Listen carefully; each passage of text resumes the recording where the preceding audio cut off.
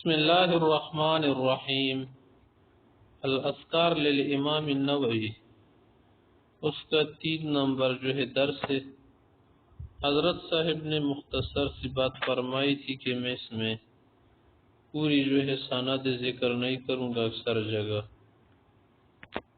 تو اسی سے آگے فرماتے ہیں کہ لمعرفت الاسناد متطلعین بل یکرہونہ وان قصر الا الاقلین۔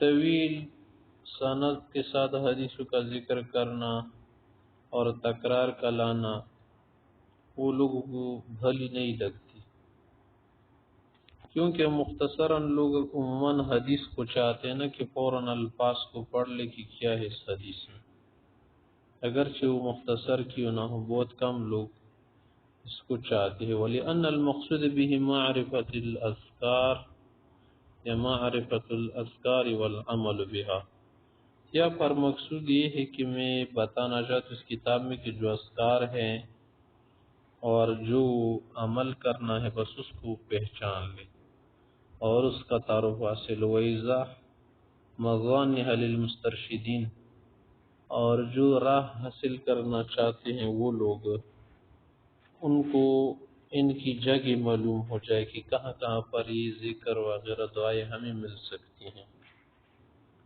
وَاذْكُرْ انشاءاللہ تعالی بدلا من الاسانید، سندوں کو ذکر کرنے کی بجائے میں یہ ذکر کروں گا کہ ما ہوا اہم منہا، جو اہم ہو، مما یخل به غالباً، کہ جو کیا ہو غالباً خلل کا ذریعہ نہ بنے۔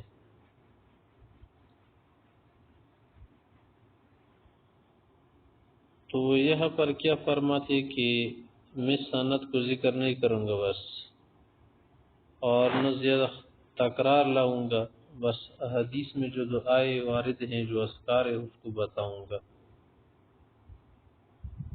مما یخل به بھی پڑھ سکتے ہیں آپ، مما یخل به بھی آپ پڑھ سکتے ہیں۔ تو فرما رہے وہ ہوا بیان صحیح الاحادیث وحسنها وضعیفها ومنکرها۔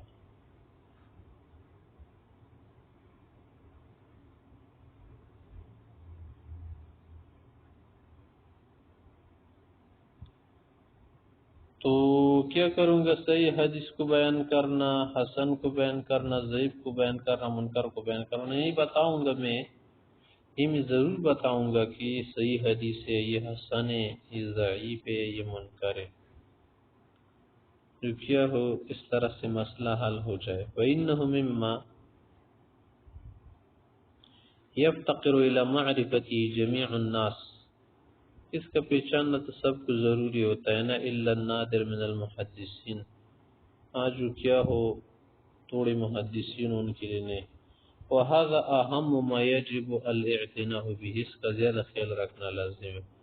وَمَا يُحَقِّقُهُ الطَّالِبُ مِنْ جِهَةِ الْحُفَاظِ الْمُتْقِنِينَ، اور وہ جو کیا کرتے ہیں، تحقیق کرتے ہیں، ثابت کرتے ہیں، وہ جو کیا کرتے ہیں، جو حفاظ اور متقنین ہوتے ہیں، اسی طرح سے یاد کرنے والے، والائمۃ الحذاق المعتمدین، اور جو حاذق ذہین عقل مند قسم کے ائمہ ہوتے ہیں، متعمد افراد اعتماد کرنے والے۔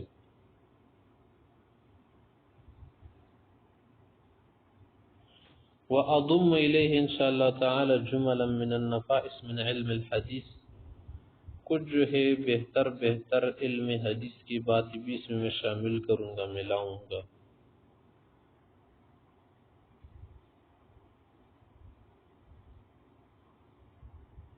تو میں ضرور کیا کروں گا، شامل کروں گا۔